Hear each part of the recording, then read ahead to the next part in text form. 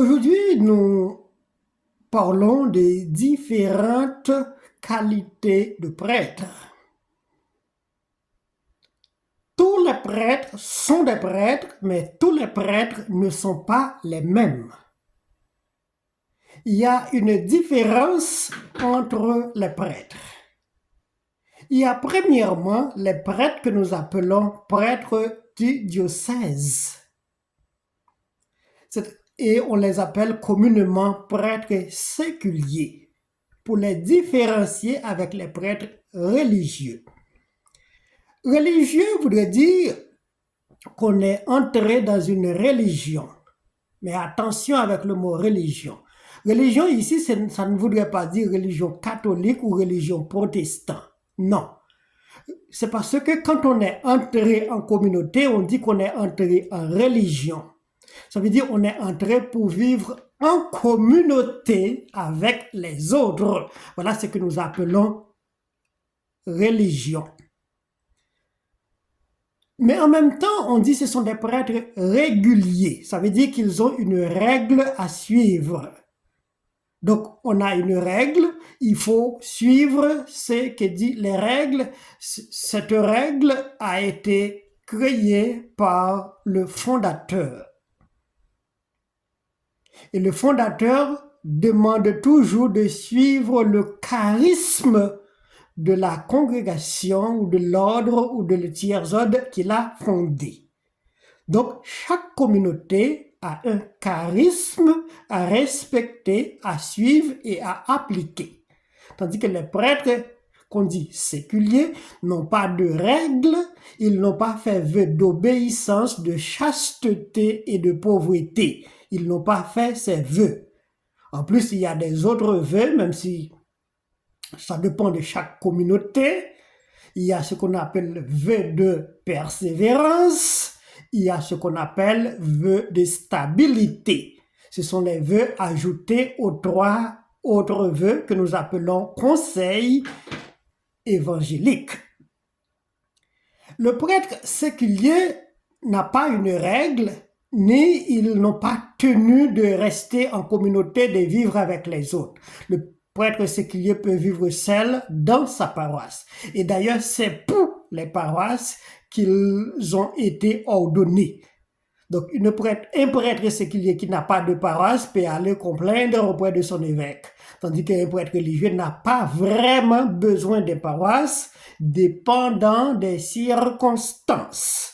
Ça dépend pour quelle raison que vous avez répondu à l'appel de celui qui vous a appelé, pour quelle mission. Mais même parmi les prêtres religieux, il y a beaucoup de différences. Il y a d'abord ce que nous appelons les ordres. Les ordres, ils sont au-dessus parce que premièrement, ils portent une forme. En plus, ils doivent respecter les heures que nous appelons heures du temps. Ça veut dire, c'est quand on fait la liturgie des heures.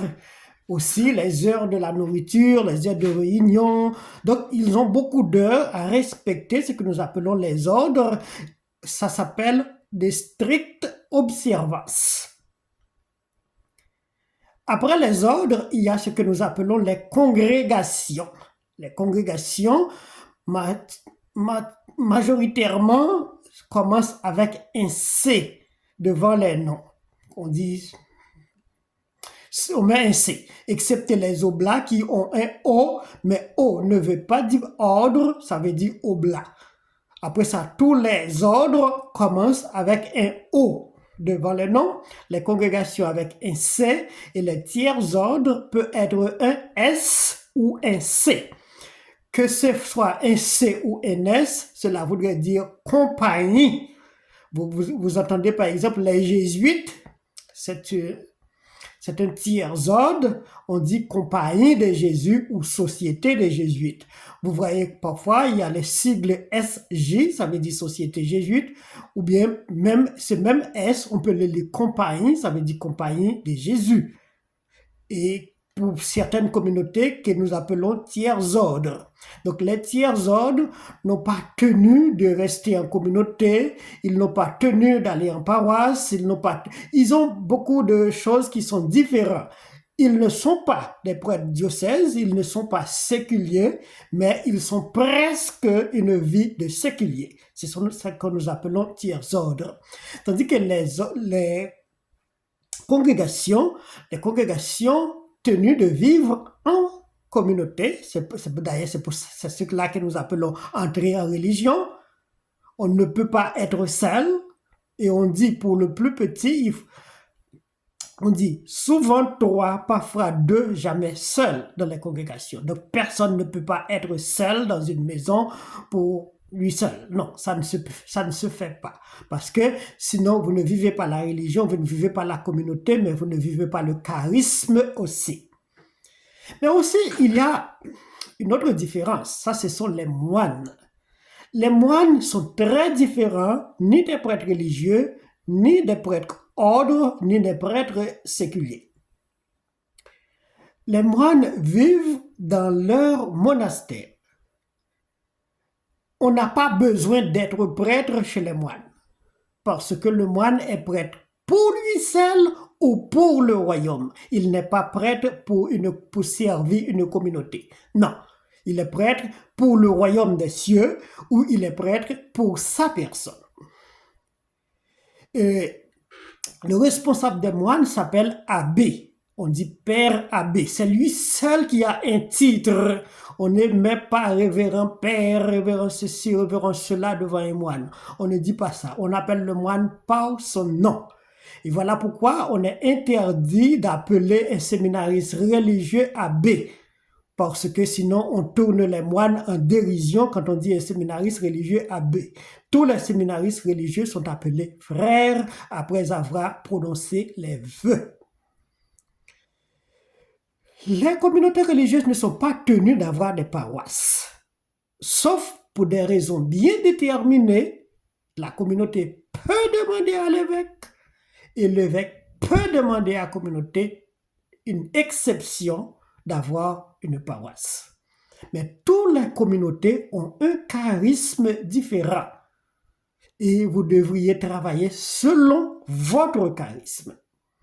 Bon, ces jours-ci, avec le temps qui a changé, ce que nous appelons mutation sociale, beaucoup de communautés ont perdu le sens de leur charisme, ils ont devoir de prendre des paroisses, ils ont devoir faire d'autres choses qui ne dépendent pas de leur charisme. Mais c'est la mutation sociale qui dépend.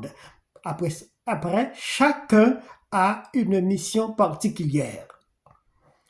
Devant le prêtre religieux aussi, on ne met pas les révérends, les titres, ça ne se fait pas. Les prêtres religieux ne tiennent pas au titre.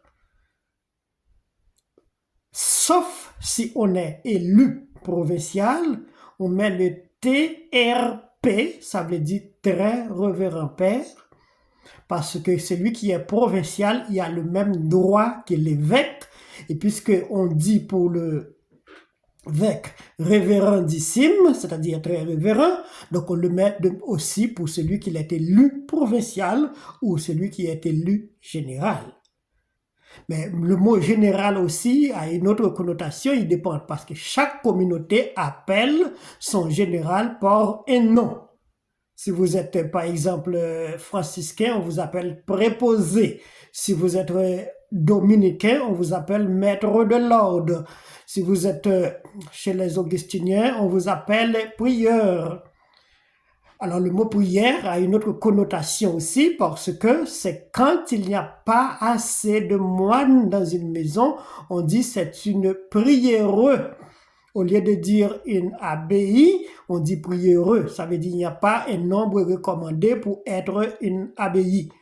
Ce sont des affaires très difficiles à comprendre et si vous n'êtes pas dans le jungle de la vie religieuse ou dans l'église, vous n'allez pas comprendre ceci.